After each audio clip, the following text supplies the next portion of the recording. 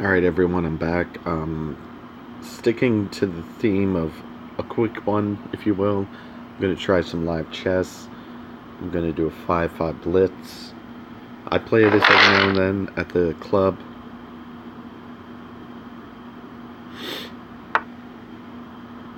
I mean, it is fast. It's not beyond my ability.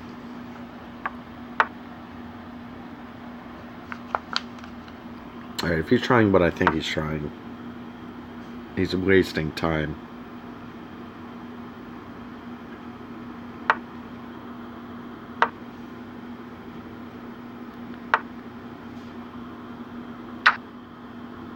This is interesting.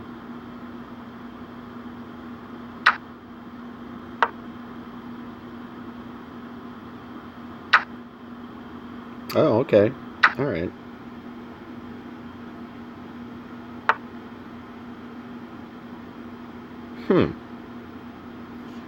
Well, you don't see that every day.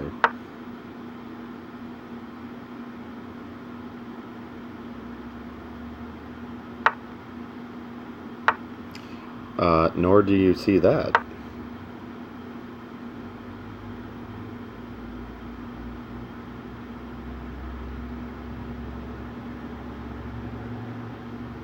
So again, I would say he's dropping tempo, and just kicking around his queen. Developing a bishop and pawns in this case.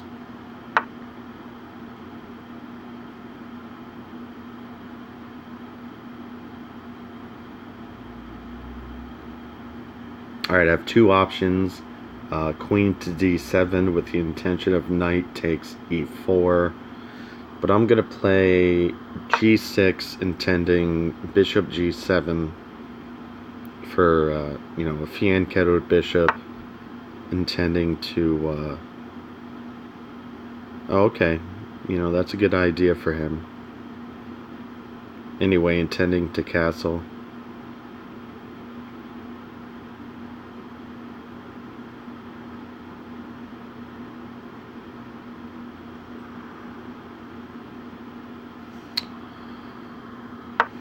I'm going to try this.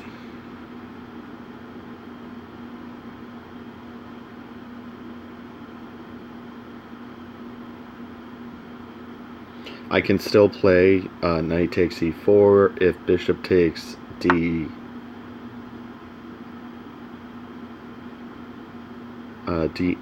I would take queen takes g, or knight takes the queen at g3.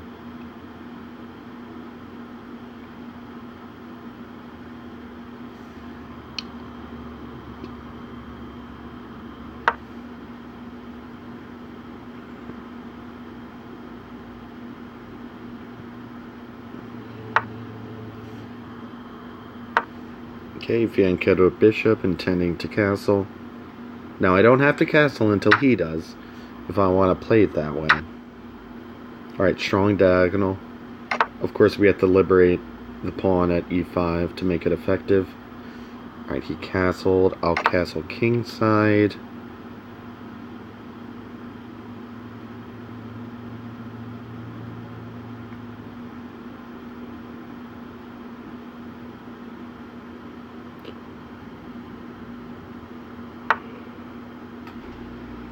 Alright, I'm not entirely sure what he's planning with that, but I'm going to bring my f-file rook to the b-file. I'm intending to make a strong attack on his queen side with the rooks. Okay, that's interesting.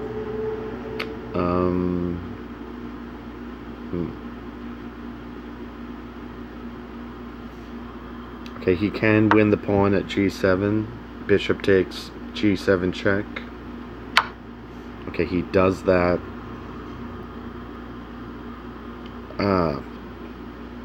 It's a bit of an issue, to be honest.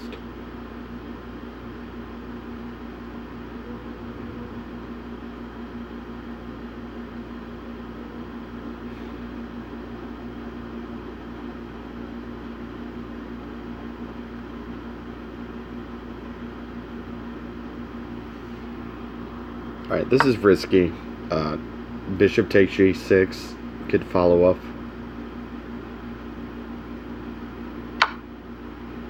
Oh, he decides queen. Alright. Oh, you know what? Looks like he has checkmate. Alright, well, I didn't win this one.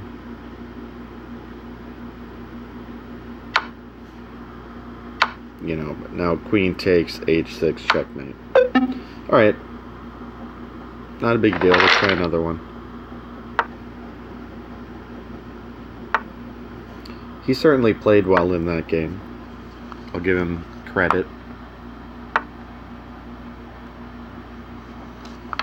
Certainly credit was due.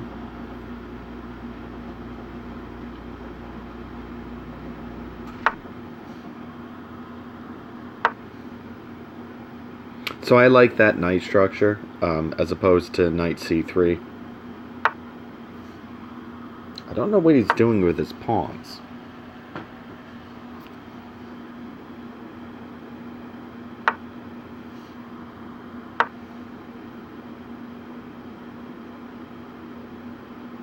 Now, granted, these are quick games. I might not be playing as precise as I ought to or often do.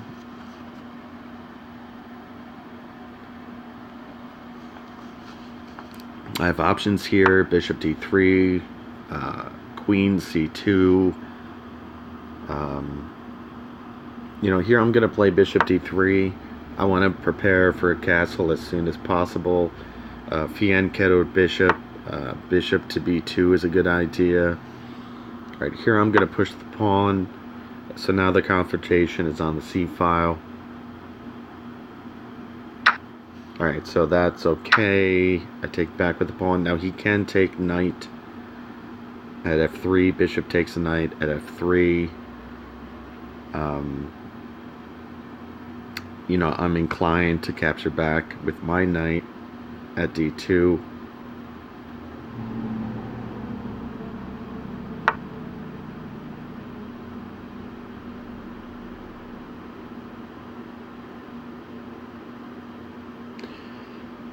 That's pretty interesting.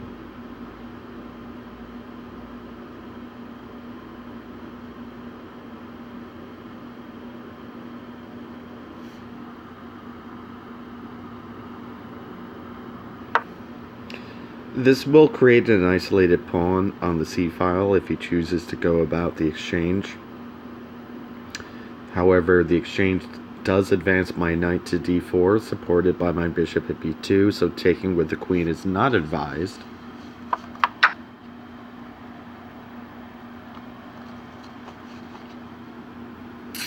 Alright, I'm gonna take with the...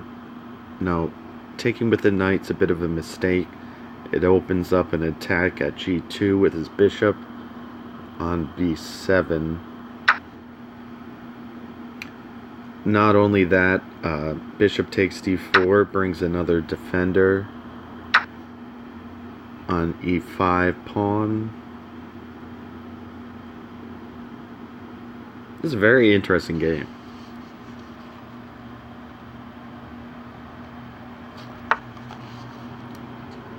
Alright, we got some options. You know, I'm going to do queen to a4 to pin that knight to his king.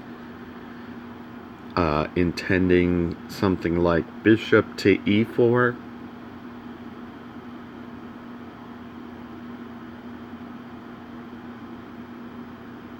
You know, he may play queen to d7 to unlock the pin and make it possible. Interesting. Alright. What I like about this is it opens up the d-file for my rook at a1 to play d1.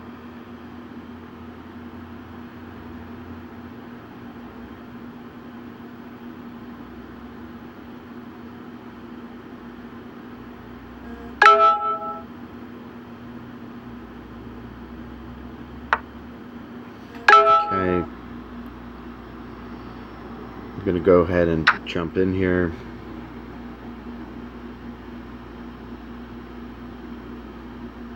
Now queen takes c6 has advantages. It attacks my queen at a4 and the pawn at c4, but he does not opt for that.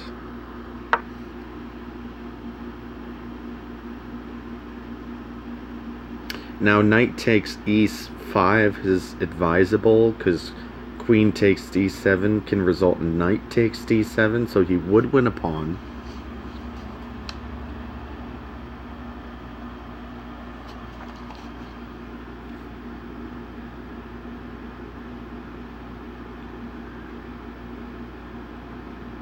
Yeah, I don't really see any other outs for that. However, loosening the defense on the pawn at b4 might be to my advantage.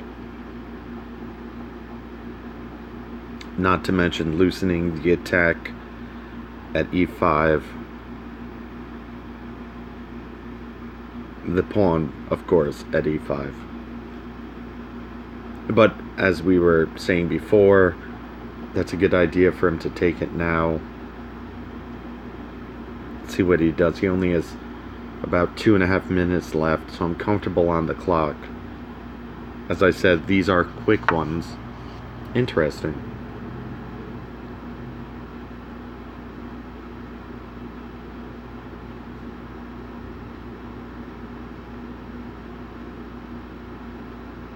Alright, I can comfortably attack that rook. Now granted, queen takes d1, queen takes d1, rook takes d1, king takes d1 does remove my ability to castle. Alright, he's going to go down that route. Alright, we can play with that. I'm not adverse to losing my ability to castle. I can do so in 3 moves. That's what castling is. That's why you sacrifice a piece that's like 3 points of material, because it takes 3 moves to castle unless you have the ability to castle right away, which truly is 3 moves in 1.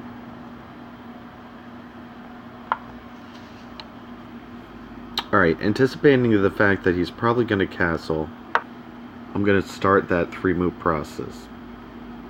I'll probably bring, there he goes, I'll probably bring my rook to d1, and then my king to f1 when necessary. I can still play c5, locking down that dark squared bishop. Any other square it can move to results in a capture. Some are even exchanges. That's interesting. Alright, we're going to take there. That does free up the bishop. And bishop to c3 is something I'm concerned about. I have a feeling he's going to take with the rook. Let's see. He only has about 2 minutes left. Okay, the bishop. That's a good idea.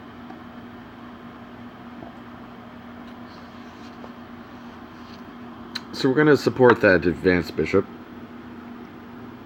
He may do the same with bishop to c3.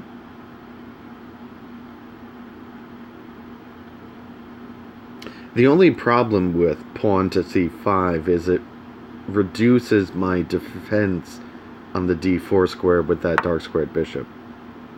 Alright, interesting. I'm going to take that tempo advantage to bring my king to a semi-castled position. Now he can deflect my knight at f3 with pawn to e4.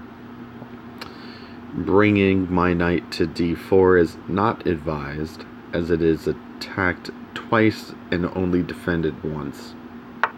Alright, so he's going to go for the deflection. Alright, let me think about this. Yeah, I think knight to d2 is the best option. It does attack the pawn at e4. Again, bishop to c3 for him is a good idea, in my opinion.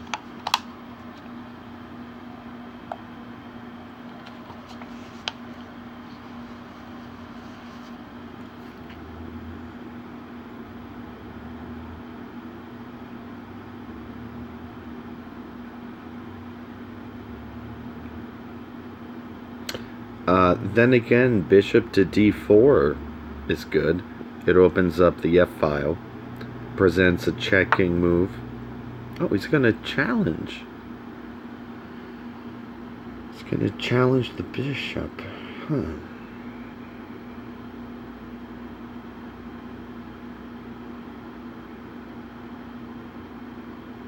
Alright, I'm going to go with that exchange. Now, rook takes d8 is advisable. It does pin my knight to my rook. I'd have to defend the rook with my king before I could take that pawn at e4. Not to mention the fact that he can pressure that knight with pawn to e3, but I could capture with f takes e. Oh, he's going to do that now. That's interesting. Oh, I can't take. That pawn at f2 is pinned by the rook. In this position, excuse me.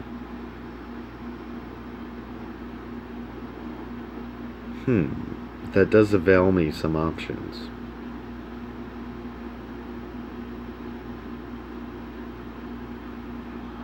We're going to go this route.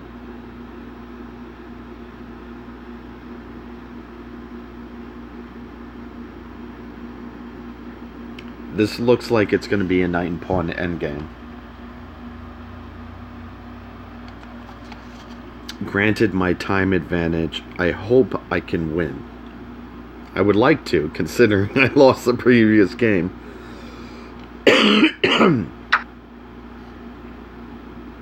Okay, interesting.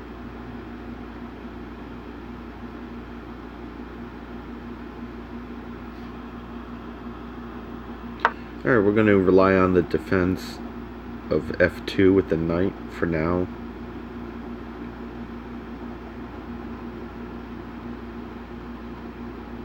Now something like rook to e8 is cool.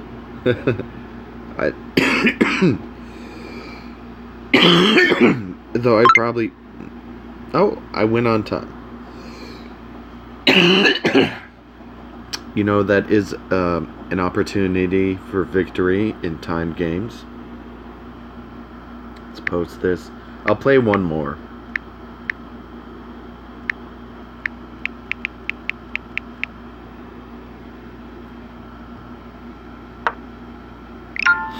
Alright, let's try another one.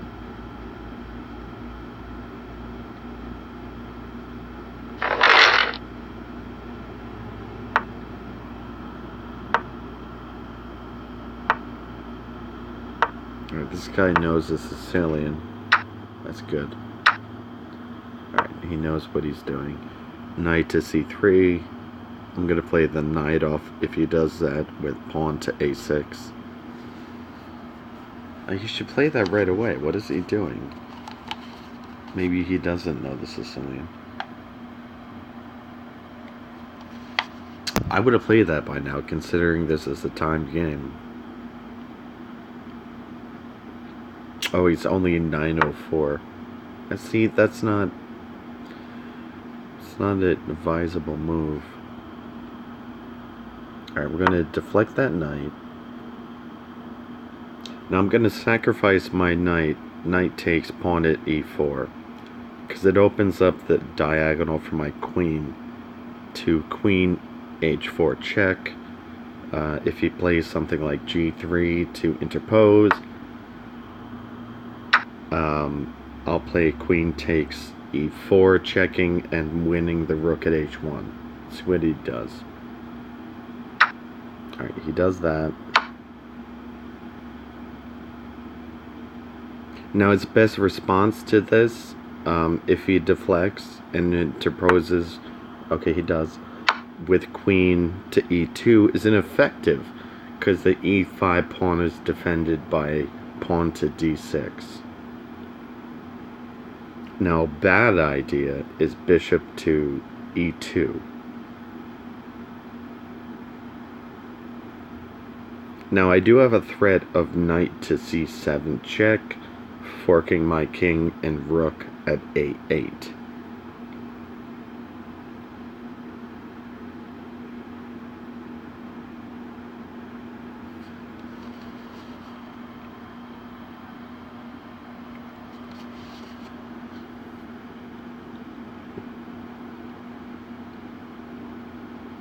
I might have to consider that threat.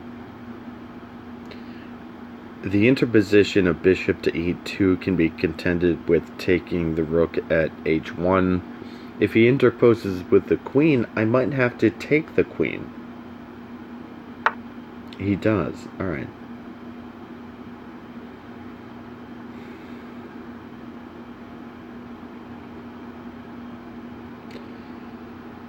I'm going to go ahead and take the rook.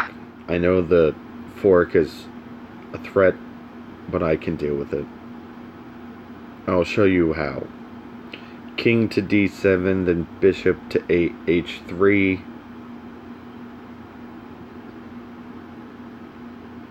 I mean, if he forks the king and rook, we're going to come up to almost an even exchange. Alright, he doesn't do that. Alright, he afforded me an option to play knight to a6, defending knight to c7 check. Alright, he's trying to win my queen. Alright, sacrificing knight to e5, d4, d6 takes, queen takes c5. That's bold. I don't know if I would do that myself. But again, you have to take in consideration all threats against you, even the crazy ones. I mean, experimenting wildly in chess like that, almost recklessly, may discover new, things. Alright, we're going to go ahead and neutralize threats of the queen.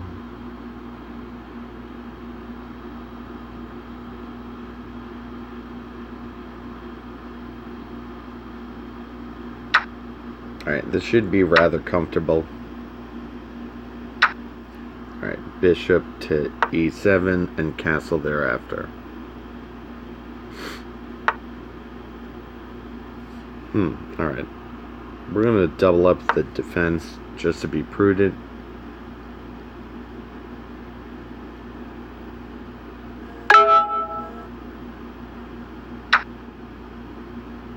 Okay, I dropped a pawn, not a big deal. I'll castle. I am up a rook.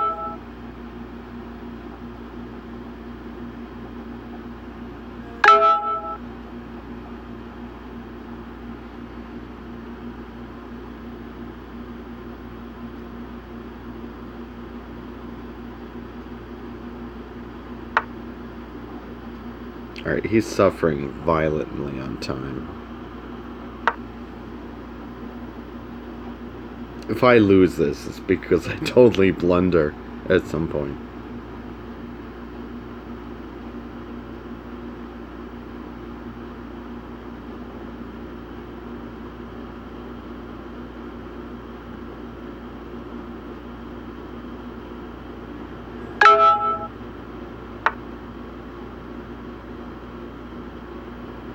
Okay, that's a good idea for him. I'm gonna push this pawn, intending e4 next. Now, knight to d5 might be a bit of an issue. It does attack the bishop at e7. I can defend with rook to e8 or rook to f7. Okay, he does that. Actually, the bishop's already defended with the rook at d7, so I'm going to go ahead and pressure his knight.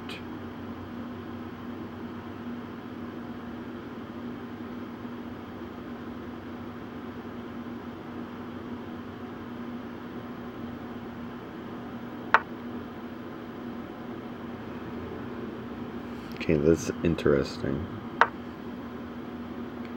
The idea behind this is to skewer through his knight at d4 upon the pawn at b2. Of course, okay, he takes that knight. Of course, I win that pawn. Excuse me, he takes that pawn. I win that pawn, and I do pin his knight to his king. Now, knight to e7 check is an option, but I can take with the rook at d7. He can't take back because it's pinned. Okay, he makes that blunder. I would call that a blunder. Now rook takes d6. Alright, he resigns. Alright. Yeah, he clearly blundered there. I mean... Alright, that's it for now. I gotta get... I have to get on with the day.